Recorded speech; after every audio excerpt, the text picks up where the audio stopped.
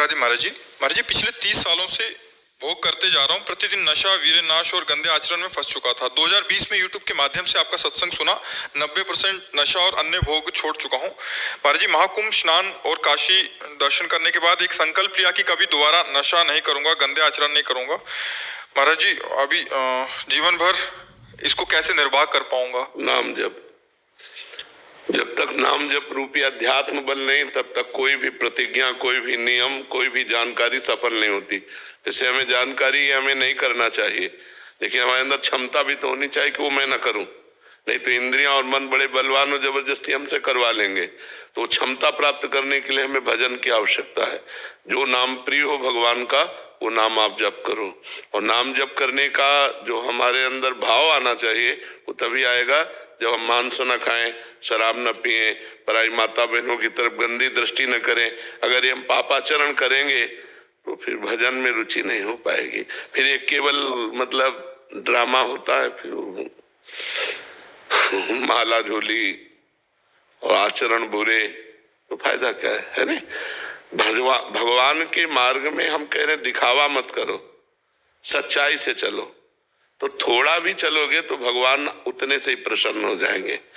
और दिखावे में आजकल दिखावा बहुत बच्चा हो रहा है। हाथ में माला झोली है, दिमाग में प्रपंच है, आचरण में गंदगी है, कोई लाभ नहीं मिल रहा है। हम कह रहे हैं मत दिखावा करो, थोड़ा भजन करो, आचरण पवित्र रखो, संयम से रहो, परोपकार करो, भगवान प्रसन्न हो जाएंगे। विदेश में रहते हो? हाँ जी, अमेरिका में रहता हूँ। हाँ, तो वहाँ पवित्र रहना तो बहुत कठिन है। मैंने पिछले 5 सालों से हर मंगलवार को मैं हनुमान जी के दर्शन करता हूँ, सुंदरकांड का पाठ पढ़ता हूँ। मैं 23 साल का था तब चला गया था, अकेला था और गंदे चीजों में फंस गया वहाँ पे, शराब वराब के चक्कर में। तो अभी मैंने हाल ही कुछ महीनों पहले नाम जप शुरू कर दिया है, 3-4 महीने। अच्छा, ये शराब छोड़ दी? 95%। नहीं, 100% छोड़ो। आज वृंदावन में हमारे पास आने के बाद परसेंट बचा रहे, पूरा 100% छोड़ो। भी संकल्प लिया है, महाकुंभ स्नान के बाद कभी हाथ नहीं लगाऊंगा। हाँ, नहीं तो आज और संकल्प दृढ़ कर लो कि वृंदावन में बैठ के कहता हूँ कभी शराब नहीं पीऊंगा, कभी शराब को हाथ भी नहीं लगाऊंगा, कभी नशा नहीं हाथ करूंगा। हाँ ठीक है। दूसरी बात, मांस मैंने काफी हद तक छोड़ दिया है। नहीं, हद नहीं, पूरा छोड़ो तभी तो आप सुधरोगे। रोटी दाल तो मिल ही जाती होगी, अमेरिका में ऐसा तो नहीं रोटी दाल नहीं मिलेगी। जैसा चाहो ऐसा भोजन कर सकते हो। तो फिर इसे छोड़ो। बढ़िया बढ़िया सब्जी है, दूध है, मिष्ठान है, खान पान है, ये मांस छोड़ दो। 2 बातें क्लियर? 100% है? क्लियर एकदम से। अच्छा, अब रह गई तीसरी बात, जो स्त्रियों की तरफ आकर्षण है। तो इस पर आप धीरे धीरे कंट्रोल कर लो, इस पर कंट्रोल कर लो, क्योंकि वहां व्यभिचार प्रवृत्ति खुला है। मतलब वहां किसी तरह का ऐसे रोक टोक नहीं, कोई धर्म मर्यादा नहीं कि तुम उसकी पत्नी हो, अगर हम तुम्हारी तरफ देखेंगे तो पाप लगेगा। तो इसलिए थोड़ा इसको कंट्रोल में अगर ले आना तो फिर बात बहुत अच्छी बन जाएगी नाम जप करते हुए। ठीक है? और हनुमान जी परम ब्रह्मचारी हैं, ऐसे पवित्र भगवान का आश्रय लेकर तो फिर और पवित्र रहना चाहिए। ठीक है? आप ऐसे करिए। अंकिता गोस्वामी जी, गुना, मध्य प्रदेश से। राधे राधे महाराज जी। महाराज जी, अपनी इच्छा शक्ति कैसे दृढ़ करें? अध्यात्म बल से। जब तक भगवान का भजन नहीं होगा तब तक अध्यात्म बल नहीं होगा, और अध्यात्म बल के बिना निश्चय नहीं पक्का होता। जैसे भीष्म जी का अध्यात्म बल पक्का है, तो एक बार व्रत ले लिया, अखंड ब्रह्मचारी रहूंगा, तो जीवन में कभी नहीं तोड़ा। तो हमारा जो निश्चय, हमारी जो इच्छा शक्ति परिपक्व दृढ़ हो, उसके लिए हमें नाम जप चाहिए। नाम जप के लिए पवित्र आहार चाहिए। पवित्र आहार के लिए धर्म पूर्वक कमाया हुआ धन होना चाहिए। धर्म जानने के लिए शास्त्रों का स्वाध्याय होना चाहिए, सत्संग सुनना चाहिए। तो शास्त्रों का स्वाध्याय, सत्संग और धर्म के द्वारा कमाए हुए अन्न से अपने उदर का पोषण और नाम जप, इससे सब ठीक हो जाएगा। निश्चयात्मिका बुद्धि हो जाएगी, परमात्मा ज्ञान हो जाएगा, इच्छा शक्ति प्रबल हो जाएगी, जो हम सोचेंगे वो होने लगेगा। हमारे अंदर पावर तो होना चाहिए, भजन का पावर होना चाहिए, भगवान की कृपा का पावर होना चाहिए। तो हम जब तक शास्त्रों का स्वाध्याय नहीं करते तो हमें पता नहीं होता क्या करना चाहिए क्या नहीं करना चाहिए, तो अधर्म बन जाता है। अधर्म जो हमारी बुद्धि को भ्रष्ट कर देता है। और जब हम शास्त्र सम्मत संतजनों के सम्मत आचरण करते हैं और भगवान का भजन करते हैं तो हमारी आध्यात्मिक शक्ति बढ़ती है। तो हम जो सोचते हैं वो मंगलमय सोचते हैं और वो मंगलमय हो ही जाता है। और जब हमारी बुद्धि अपवित्र होती तो अमंगलमय सोच करते हैं, अमंगल भी हो जाता है। देखो, कोई भी दुख नहीं चाहता लेकिन सबको दुख भोगना पड़ता है। तो कहीं ना कहीं त्रुटि है, हमारे आचरणों में त्रुटि है। हम चाहते सुख हैं, क्रिया करते सुख के लिए है, दुख कभी नहीं चाहते, पर दुख पिंड नहीं छोड़ रहा। इसका मतलब हमारी क्रियाएं गलत हैं, हमारी धर्म विरुद्ध आचरण है। धर्म विरुद्ध आचरण का फल दुख है, धर्मयुक्त आचरण का फल सुख है। और परमानंद की प्राप्ति भगवान के भजन से होती है। तो दुख सुख दोनों से ऊपर उठकर परमानंद में हमारी वृत्ति रहे, इसलिए हमें हर समय नाम जप करना चाहिए। नाम जप के लिए पवित्र आहार, ये जो आजकल खान पान सब चल पड़ा है ना, बहुत गलत चल पड़ा है। बाजारों में पवित्र आहार थोड़ी मिलता है, वो सब उनको ज्ञान ही नहीं पवित्रता का। बस तुम अपनी जबान के स्वाद के लिए ये वो इधर उधर का खरीद के खाओगे, बुद्धि खराब होगी। और फिर कहते हैं हमारा भजन में मन नहीं लगता। भजन में मन तब लगता है जब पवित्र विचार, पवित्र आहार, पवित्र आचरण, पवित्र वातावरण, तो परम पवित्र भगवान में चित्त जुड़ता है। किसका प्रश्न है? हाँ, समझे आप जी। शिल्पा जी हिमाचल से। राधे राधे। राधे राधे महाराज जी, आपके चरणों में कोटि कोटि नमन। महाराज जी, ये जन्म मरण का चक्कर क्या है, क्यों है, मोक्ष की प्राप्ति कैसे हो? ये जन्म मरण का चक्कर एक भ्रम है। शरीर को अपना मैं मानने से ये पैदा हुआ है भ्रम। ये आवागमन भ्रम है। जा सुकृपा सब भ्रम मिट जाई, गिरजा सोई कृपालु रघुराई। जिनकी कृपा से भ्रम मिट जाता है, ये भ्रम है। गुरु प्रसन्न साहब अनुकूला, मिटी सकल कल्पित भय शूला। ये जो भ्रमात्मक कल्पनात्मक हमारे वासनाएं हैं, यही हमारे को पुनरपि जननम पुनरपि मरणम पुनरपि जननी जठरे शयनम। ये क्यों है? इसका कारण देहाभिमान है।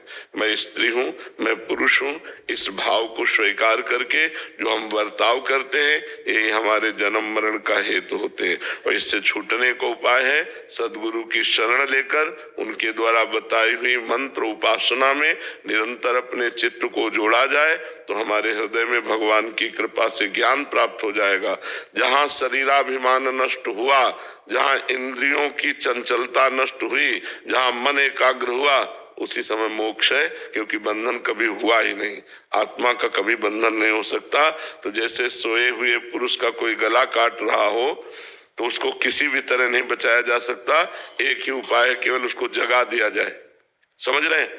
जैसे सोया हुआ कोई पुरुष है, उसका कोई गला काट रहा है, तो अब चाहे पूरी फौज लगा दो, उसको आप बचा नहीं सकते, क्योंकि बाहर से उसका कुछ हो ही नहीं रहा, उसका स्वप्न में हो रहा है, तो उसको जगा दो। ऐसे ही चाहे जितने झाड़ फूंक जंतर मंतर बांध लो, आवागमन से मुक्त नहीं हो सकते। एक ही उपाय है, ज्ञान में जग जाओ। ये ज्ञान हो जाए कि मैं शरीर नहीं हूं। देखो अभी 50-50 वर्ष हो गए, एक सेकेंड भी हमें ज्ञान नहीं हुआ कि मैं शरीर नहीं हूं। हर समय अपने शरीर को ही मैं मानकर, तो यही शरीर को मैं मानकर विचरण करना, जीवन व्यतीत करना, ये जन्म मरण का हेतु है। जन्म मरण एक भ्रम है, अविद्या है, और वो बिना ज्ञान के दूर नहीं होता है। समझ पाए आप? प्रद्युम्न कुमार गोस्वामी जी। राधे राधे महाराज जी। महाराज जी, सर्वधर्म परित्यज्य मामेकम शरणम व्रज। महाराज जी, गीता में भगवान ने कौन से धर्म को छोड़ने की बात की? भाई भाई का एक धर्म है, पिता पुत्र का एक धर्म है, पति पत्नी का एक धर्म है, भाई बहन का धर्म है, एक मित्र मित्र का धर्म है, एक समाज का धर्म है, बहुत से रिश्ते नाते अपने जो कर्तव्य कर्म है ये सब धर्म के अंतर्गत आते हैं। तो भगवान कह रहे सर्वधर्मान परित्यज्य, तुम इन सब धर्मों को त्याग दो, एकमात्र मेरे से संबंध करो। तुम्हें माता च पिता, तुम्हें बंधुश्च सखा, तुम्हें विद्या द्रविणं, तुम्हें सर्वम मम देव देव। जो भी संबंध मानो भगवान से मानो और भगवान का सुमिरन करो, भगवान की शरण में रहो। तो कहते हैं अहम त्वाम सर्व पापेभ्यो, सर्व का तात्पर्य है संचित कर्म जो जमा है, हमारे प्रारब्ध जो आ रहे हैं, क्रियमाण जो नया कर रहे हैं। अहम त्वाम सर्व पापेभ्यो मोक्षयिष्यामि मा शुचः, मैं तुम्हें समस्त पापों से मुक्त करके परम पवित्र कर दूंगा। तुम समस्त धर्मों का त्याग कर केवल मेरे को स्वीकार करो। भगवान को स्वीकार करना भागवत धर्म है। त्यज लोक धर्मान, लोक धर्मों का त्याग करके भागवत धर्म को स्वीकार करो, भगवान की शरण में हो जाओ, भगवान का चिंतन करो, तो भगवान तुम्हारे सारे पापों को नष्ट कर देंगे। पाप ही दुख देने वाले हैं, अर्थात तुम्हारे सारे दुखों का नाश हो जाएगा। समझ पाए किसका प्रश्न था? तो आप समझ पाए जी। मनोज कुमार वर्मा जी, वृंदावन से। महाराज जी आपके चरणों में कोटि कोटि प्रणाम। महाराज जी आपने पिछली वार्तालाप में कहा था वृंदावन बसी के इतनो बड़ो सयान, जुगल चरण के भजन बिनु निमिष न दीजो जान। महाराज जी इन पंक्तियों को अपने जीवन में आत्मसात करने का निरंतर प्रयास चल रहा है। महाराज जी जब जब भजन करने बैठता हूँ तो पता नहीं कौन से वो सभी कार्य आ जाते हैं जो भजन में पहले कभी सोचे ही नहीं होते, सारा प्रपंच। महाराज जी ऐसे में जीवन का उद्धार कैसे होगा? नहीं, वो निकल रहे हैं ना, तो उसमें परेशानी क्या है? गंदगी निकल रही तो परेशानी क्या है? जब हम भजन में बैठते मन एकाग्र करते हैं तो मन रूपी चिप में अनंत जन्मों के प्रोग्राम भरे हुए हैं। जब नाम जप करते तो सब डिलीट होना शुरू होते, तो हमें परेशानी क्या? हमें तो अच्छा हो रहा है ना। अगर वो ना निकलते तो परेशानी थी। वो आ नहीं रहे, वो निकल रहे हैं, वो सब प्रपंच डिलीट हो रहा है, मन निर्मलता की तरफ जा रहा है। जैसे जैसे मन निर्मल होगा वैसे वैसे श्री भगवान प्यारे लगेंगे, प्रिया प्रीतम प्यारे लगने लगेंगे, भजन में स्वाद आने लगेगा, नाम का नशा चढ़ जाएगा। इसी से तो सब आध्यात्मिक उन्नति होती है। तो निर्मल मन जन सो मोहि पावा, मोहि कपट छल छिद्र न भावा। तो ये जो कपट छल छिद्र भरा हुआ है, प्रपंच भरा हुआ है, उसी को नाम तो निर्मल कर रहा है। ऐसे देखो, ऐसे आपको उतना गंदगी नहीं दिखाई देगी, लेकिन भजन में बैठो तो वो निकल रहा है। ऐसे देखो यहाँ गंदगी नहीं है, अभी सब खड़े हो जाओ और झाड़ू लगाओ, अभी कूड़ा निकल आएगा। नहीं कहे तो नाम झाड़ू लगाता है मन में, तो अनंत जन्मों की जो वासना है वो सब निकलती है। तो साधक परेशान हो जाता है, वही काम, वही क्रोध, वही गंदी बातें, वही प्रपंच। और जब भजन में बैठते हैं तब आती हैं, आती नहीं है, तुम्हारे मन से निकल रहे। अगर आती होती तो भजन करने वाला कभी निर्मल मन हो ही नहीं सकता था। समझ रहे? वो भजन करने वाला ही निर्मल मन होता है। तो फिर ये क्या है? ये गंदगी निकल रही, मन में जो अनंत जन्मों की वासनाओं के प्रोग्राम भरे हैं वो सब डिलीट हो रहे हैं। खूब धैर्य पूर्वक नाम जप मंत्र जप करना चाहिए। शिव जी सीकर राजस्थान से। महाराज जी राधे राधे, आपके चरणों में कोटि कोटि प्रणाम। महाराज जी हमारे जीवन का परम उद्देश्य क्या है? हमारा जन्म किस कारण, किन उद्देश्य की पूर्ति के लिए हुआ है? बड़े भाग मानुष तन पावा, सुर दुर्लभ सद ग्रंथन गावा। साधन धाम मोक्ष कर द्वारा, पाई न जे परलोक संहारा। ये काहे के लिए मिला है? परलोक संभालने के लिए, मोक्ष पदवी प्राप्त करने के लिए, भगवान की प्राप्ति के लिए मिला है। 83,99,999 योनि ये मनुष्य देह विवेक पूर्ण है। हर देवता चाहे जितना बड़ा सामर्थ्यशाली हो, भजन नहीं कर सकता, वो भगवान की प्राप्ति नहीं कर सकता, मनुष्य कर सकता है। देव दुर्लभ देहि कहे, दुर्लभो मानुषो देहो, बड़े भाग मानुष तन पावा। सुर दुर्लभ, देवताओं के लिए दुर्लभ। अब देवताओं के लिए क्या दुर्लभ, थोड़ा विचार करो। देवताओं के लिए दुर्लभ क्या है? देवता निकलते हैं तो सुगंध होती है, अपने तो दुर्गंध है। मनुष्य देह में योग्यता क्या है जिसके लिए कहा गया सदग्रंथन गावा? सदग्रंथ गा रहे हैं इस मनुष्य देह की महिमा को, तो उसका कारण है एकमात्र केवल भगवान की प्राप्ति। न देवता कर सकते हैं, न सुअर कुत्ता बन के की जा सकती है। एकमात्र मनुष्य शरीर मिला तो हम नाम भगवान का जप करके भगवान को प्राप्त कर सकते हैं, अच्छे आचरण कर सकते हैं, दूसरों को सुख प्रदान कर सकते हैं, अपना परलोक संभाल सकते हैं, मोक्ष पद प्राप्त कर सकते हैं। अगर ये सब नहीं है तो तिनते खरसूकर स्वान भले, उनसे गधा सुअर कुत्ता अच्छे। क्यों? वे अपना भोग भोग करके पवित्र हो रहे हैं और हम पाप करके अपवित्र हो रहे हैं। वो ऊपर उठ रहे हैं, उनको मनुष्य बनने का चांस मिलेगा, हम मनुष्य बन के नीचे गिर रहे हैं। इसलिए मनुष्य का प्रधान कर्तव्य है इसी जन्म में जन्म मरण के चक्र से हम मुक्त हो जाएं, हम भगवान के प्रेम में दीवाने हो जाएं, हम अपने धर्म का पालन करने में दृढ़ हो जाएं, हम परोपकार करने में उत्साह रखें, दूसरों को सुख प्रदान करने में, तो हमारा काम बन जाए। हमारा जन्म हुआ है भगवान की प्राप्ति के लिए। Air vice marshal Rajesh Bhandari ji. Radhe Radhe Maharaj ji. Maharaj ji, मैं वायुसेना में 35 साल से अधिकारी हूँ। आपकी कृपा से आज उच्च पद पर कुछ समय बाद सेवानिवृत्त होने वाला हूँ।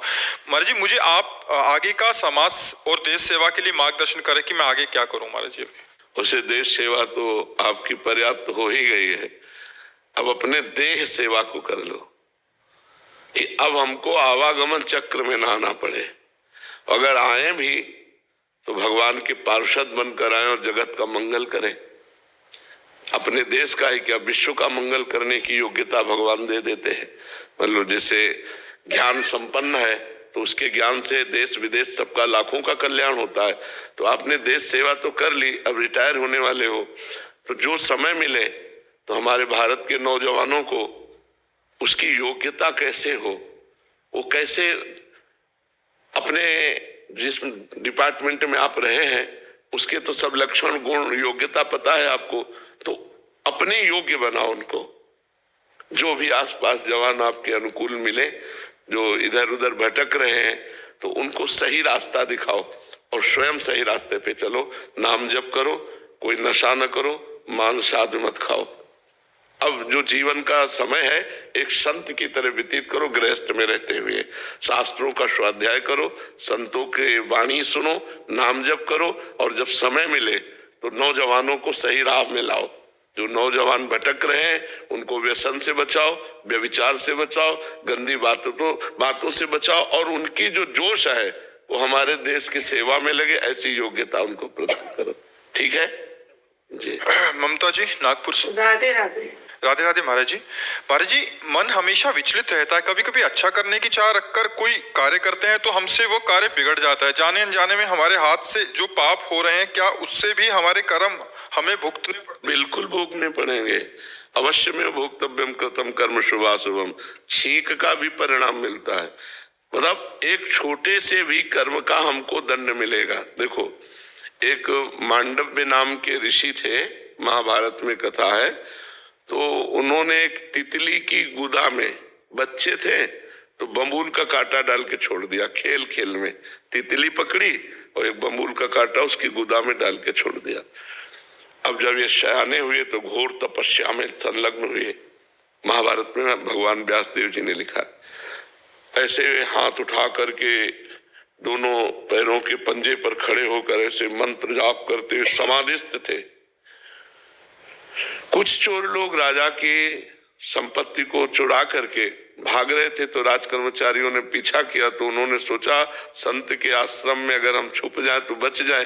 तो आश्रम में जाते हुए राजकर्मचारियों ने देख लिया और वहीं जाके छुप गए, तो माल सहित चोर पकड़े गए। राजकर्मचारियों की बुद्धि में भ्रम आया और बोले, नाटक कर रहा है तपस्या का, ये चोर पालता है और चोरी करवाता है। उनको भी बंदी बना लिया। अभी उनको होश ही नहीं है। राजा के सामने ले गए, राजा ने हुक्म कर दिया, सूली की सजा उस समय चलती थी, सूली की सजा दी जाए। सूली की सजा होती है उसको ऊपर से ले जाकर गुदा के निशाने से ऐसे पटक दिया जाता है, तो भाले जैसा एक यंत्र होता है, उसमें घुस जाता है गुदा में, और वो तड़प तड़प के कितने घंटों में मरेगा, वो क्षमता होती है।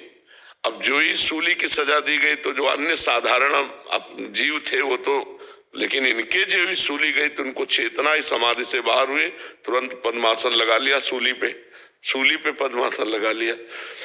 अब जब दूसरे दिन अन्य वध करने के लिए लाए गए तो पुराने वाले उतारे, यही देखा कि महात्मा वो भाग करके गए, उन्होंने बताया तो गाय आगे करके बड़ी नम्रता से उनका, महाराज मुझे पता नहीं था कि आप संत हैं, आप कृपा करो। बोले मुझे इससे मतलब नहीं, तेरे को कोई दंड नहीं, हम सीधे यमराज को दंड देंगे, क्योंकि निर्णायक वहां से निर्णय होता है ना।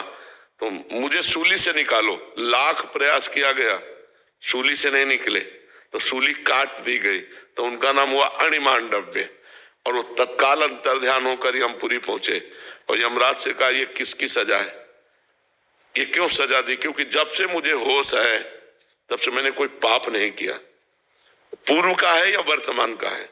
तो उनका बच्चापन की अवस्था का 8 वर्ष के आप थे, एक तितली की गुदा में कांटा डाल के छोड़ दिया था, तो तुम्हारी गुदा में सूली डाल के काट दी गई, निकली नहीं।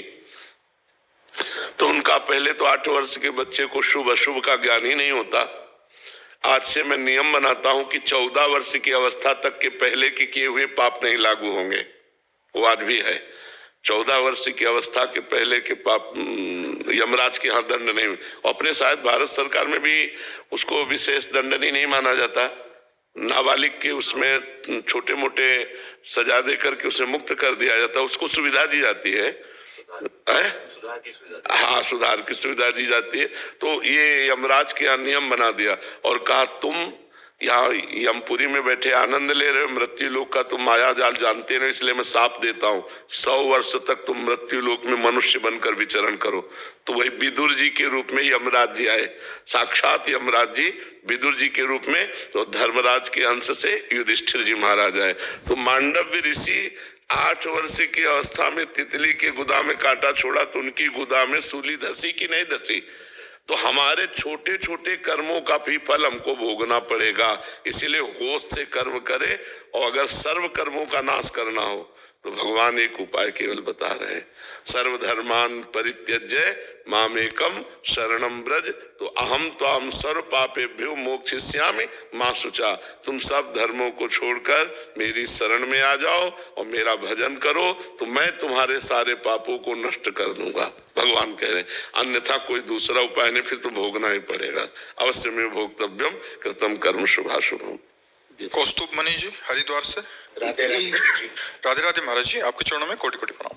महाराज जी, जब हम प्रभु के स्मरण मात्र से, एक बार नाम लेने मात्र से भक्त की आंखों में अश्रु आ जाते हैं, ऐसे भक्त को परम भक्त कहते हैं। महाराज जी देखो, ये एक बार में नहीं होता, बहुत जब अभ्यास किया जाता है, और अभ्यास करते करते हृदय जब द्रवित होता है, तब राम रोमांच हो गया, अश्रु आने लगे। ये बहुत भजन का फल है। एक बार तो उसने अभी बोला, लेकिन असंख्यों बार उसने जब किया, तब उसका हृदय जन्म जन्मांतर से भजन करता चला आ रहा है, तब उसका हृदय पवित्र हुआ। और पवित्र हृदय में जब पुकार की, तो एक बार जिन नाम ली तो सोहे अति दीन, ताको संग न छाणहि ध्रुव अपनो कर लीन।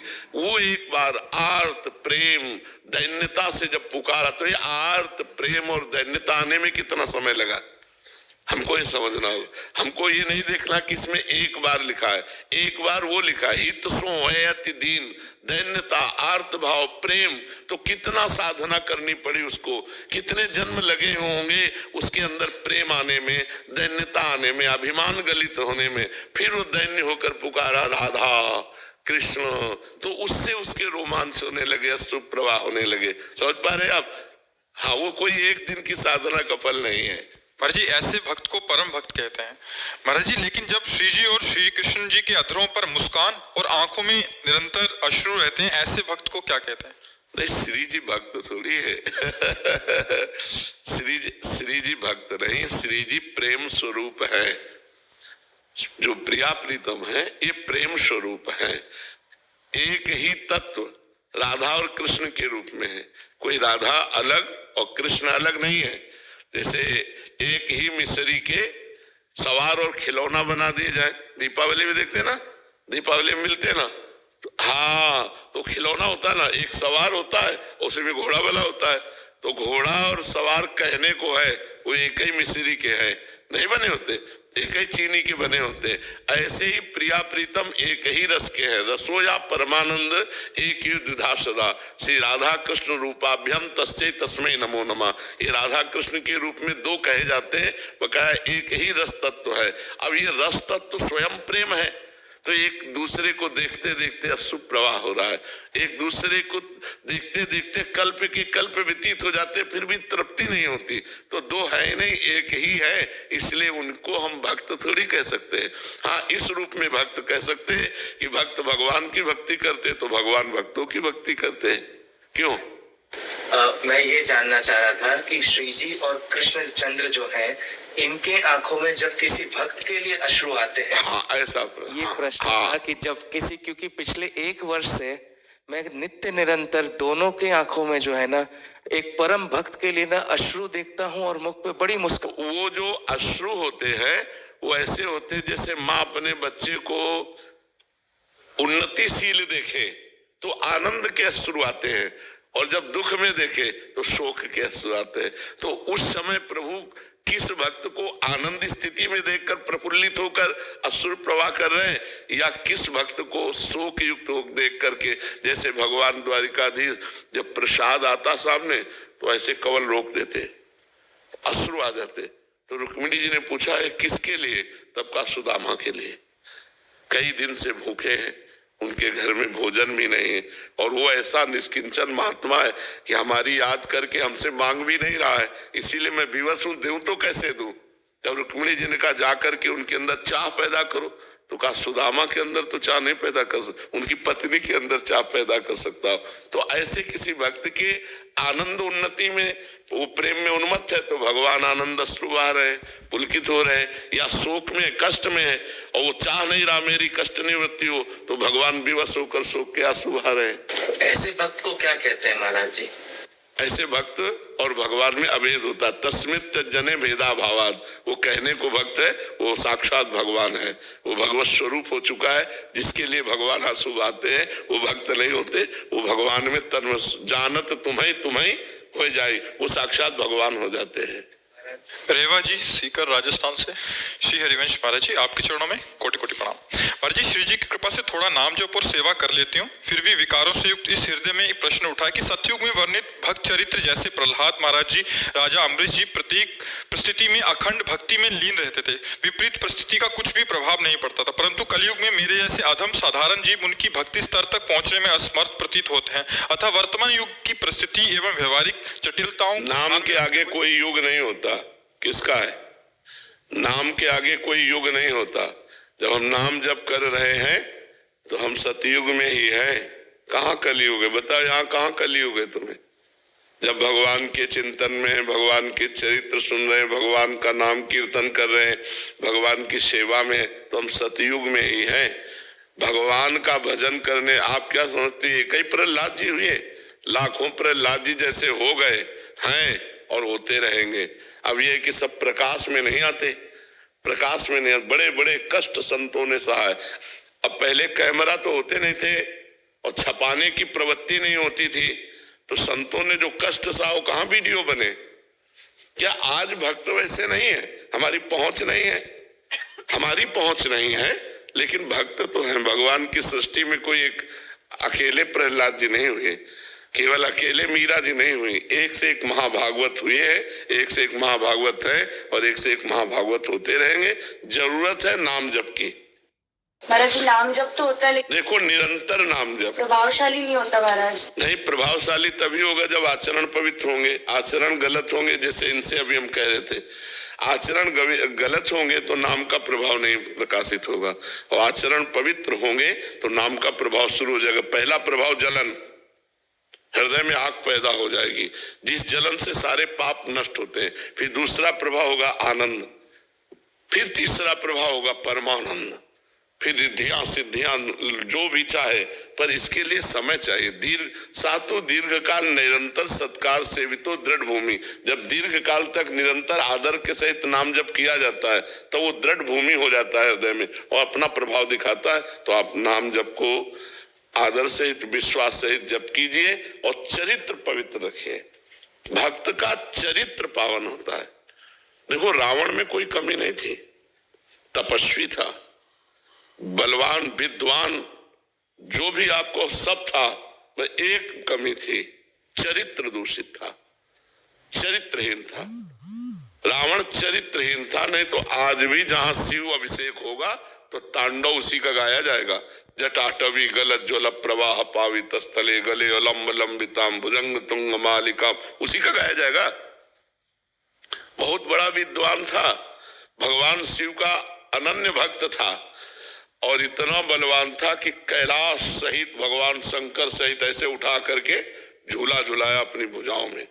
लेकिन चरित्रहीन हो गया तो बंदर उसकी खोपड़ी में ऐसे पैर मारते थे, जैसे कोई फुटबॉल में नहीं तो 20 बार काटे गए, तो उसके सब बहुत से सर थे, तो बंदर लात मारते रावण की खोपड़ी में। उधर जैसे मंदोदरी देखकर तब रोई थी कि राम विमुख अस हाल तुम्हारा रहा न को कुल रोवनिहार। भगवान से विरोध करने के कारण, भगवान से विमुख होने के कारण तुम्हारी ऐसी दशा हो रही न। मैंने तुम्हारा प्रताप देखा है, चलत दशानन डोलत अवनी, जिधर से चले पृथ्वी कांपती थी, ऐसा बलवान था। तो चरित्रहीन अगर हो गया तो फिर माला चलाने से जबान का कंट्रोल, जनेंद्री का कंट्रोल, एक एक इंद्री का शासन, पवित्र आचरण, अभी प्रभाव पड़ जाएगा नाम का। अभी नाम का आनंद आने, और जब नाम का आनंद अंदर मिलने लगेगा तो बाहर के सब भोग अपने आप विस्तुल्य लगने लगेंगे, इनमें स्वाद ही नहीं। ये तो मलिन अंतःकरण को अच्छे लगते हैं, पवित्र अंतःकरण को बाहरी भोग अच्छे नहीं लगते, क्योंकि पवित्र अंतःकरण भगवदानंद का अनुभव करता है, मलिन अंतःकरण इन भोगों की तरफ आकर्षित होता है। जी कृष्ण गौतम जी दिल्ली से। राधे राधे महाराज जी। महाराज जी, मैं आपके बताए हुए मार्ग पर चलने का प्रयास कर रहा हूँ। महाराज जी, मेरा प्रश्न है कि मैं आपकी बताई हुई बातों पर चलता हूँ, नाम जप करता हूँ, तो क्या मेरे नाम जप से मेरे परिवार को भगवत प्राप्ति हो सकती है? नहीं, अगर आप ऐसा चाहोगे तो किसका है? ऐसे आप नाम जप कर रहे हो, अपने परिवार को दे रहे हो, तो नाम जप आपके परिवार में जाके मंगल प्रभाव दिखाएगा, पर भगवत प्राप्ति स्वयं के भजन से होगी। मंगल प्रभाव दिखाएगा, संकट निवृत्ति करेगा और लाभ दे देगा, लेकिन भगवान से मिला देने का कार्य तभी होगा जब हम भजन करेंगे। स्वयं के भजन से ही उद्धार होता है, नहीं तो भाई जी से, हनुमान प्रसाद पोद्दार जी से बहुत भक्तों ने चरण पकड़ कर कहा, वो भाव में थे कि मुझे राधा कृष्ण की प्राप्ति करा दो, तो उन्होंने कहा तुम सही बात मानना, अगर मेरे में पावर होता कि राधा कृष्ण की प्राप्ति करा दूं तो बिना किसी प्रयास के, बिना कहे मैं सबको करा देता, लेकिन ऐसे नहीं हो सकता। जब तक तुम भजन नहीं करोगे तब तक भगवान की प्राप्ति नहीं हो सकती। महाराज जी से संकल्प लेके अगर परिवार के लिए कुछ करें, हाँ, तो वो भजन जाके उनका मंगल करेगा, भगवत प्राप्ति थोड़ी करा देगा। मंगल का है कि जैसे संकट निवृत्ति हो गई, धन बढ़ने लगा, भोग सामग्री मिलने लगी, शरीर स्वस्थ होने लगा, ये हो सकता है, लेकिन ऐसा नहीं हो सकता कि भगवान का दर्शन हो जाए। ये तो स्वयं के भजन से ही होगा। 21 पुस्तक आ जाता है महाराज, तो भगवत प्राप्त हो गया क्या? ये तो बस भगवत प्राप्त जब होगा तब इसे परिवार की याद नहीं रहेगी, वो तो भगवान करते हैं। जब जननी जनक बंद सुतदारा, तन धन धाम सुहृद परिवारा, सबकी ममता ताग बटोरी, मम पद मन ही बांध बर, तब भगवत प्राप्ति के मार्ग में चलना होता है। अभी तो आसक्त है अपने परिवार में, अभी कोई भगवत प्राप्त है क्या? जब भगवत प्राप्त हो जाता है तो भगवान की तरफ से सरकारी डिपार्टमेंट में जैसे कोई ऑफिसर होता है तो उसके माता पिता रिश्ते नातेदारों को छूट होती कि आप ट्रेन में चल सकते हो, आप ये सुविधाएं नहीं होती उसके परिवार वालों को। तो ऐसे भगवान ने सुविधा दी है कि अगर परिवार का एक सदस्य भगवत साक्षात्कार कर ले, माला घुमाने की बात नहीं कह रहे, भगवत साक्षात, तो उसकी 14 पीढ़ियां आगे की और 7 पीढ़ियां पीछे की, कितने हो गए? 21 पीढ़ियां वो मुक्त हो जाती है। कोई भगवत साधन में लगा हुआ है, उसको कोई मतलब हृदय में रखता है कि हाँ मेरा परिवार है उसका, जैसे भाई जी महाराज अपने पत्नी का करवाए थे। अरे उनकी पत्नी निरंतर भजन में लगी रहती थी, कोई भजन विमुख थी क्या? अगर भाई जी भजन में लगे रहते तो भाई जी से कम उनकी पत्नी नहीं थी। ऐसे भगवत साक्षात्कार नहीं कराया जा सकता कि संबंध से करवा दे भगवत साक्षात्कार।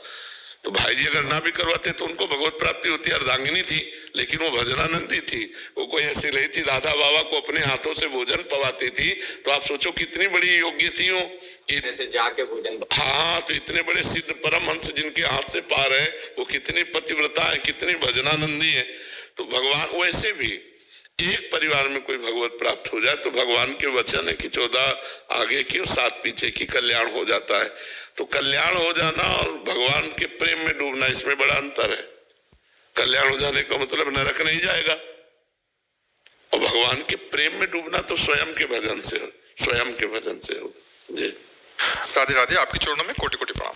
महाराज जी, आप समझाते हैं कि हमें हमेशा हमारे माता पिता का सत्कार करना चाहिए, कभी भी उन्हें दुख नहीं पहुंचाना चाहिए, लेकिन कई बार माता पिता की इच्छा का पालन करना, उनकी बात मानना बहुत ही ज्यादा कष्ट या भार बन जाता है। महाराज जी शायद ये कहना चाह रहे हैं कि जब उनके लिए लड़का ढूंढते हैं तो वो इनको अनुकूल नहीं होता, तो फिर अगर ये मना करते हैं तो उनको कष्ट होगा, तो मतलब ऐसे में उनको मना करना चाहिए, फिर इनको बहुत एंजाइटी हो जाता है, बर्डन हो जाता है कि अब देखो, मेरे मन के अनुकूल। ये तो अभी चला है कि आप मना कर सकती हो, नहीं तो सैकड़ों वर्षों पीछे यही चला है कि माता पिता ब्याह तय करके आए हैं और लड़की न फोटो चलती थी, फोटो भी नहीं चलती थी पहले, तो ब्याह तय कर आए और ब्याह हो गया, और जब दूल्हा और दुल्हन तब परस्पर देख पाए कि दूल्हा कैसा है दुल्हन कैसी है, नहीं, और पूरे जीवन निर्वाह करते थे, पूरे जीवन।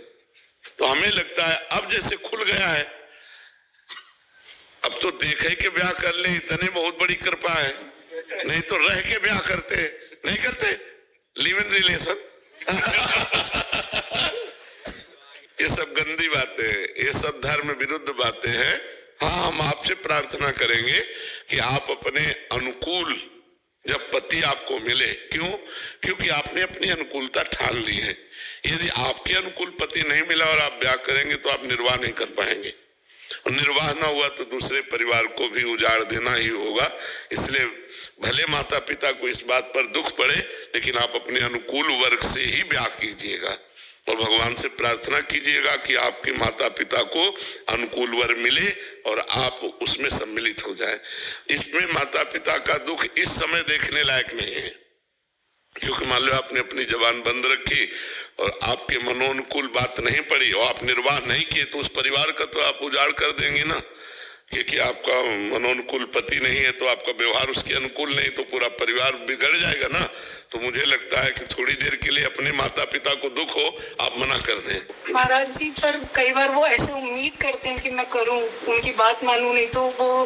तो आपको भी देखना चाहिए कि कुछ माता पिता की उम्मीद में आप अनुकूलता अपनी छोड़ सकते हैं कि नहीं, क्योंकि आपके मनोभाव में कैसा पति है अब ये तो आप ही जान सकती हो।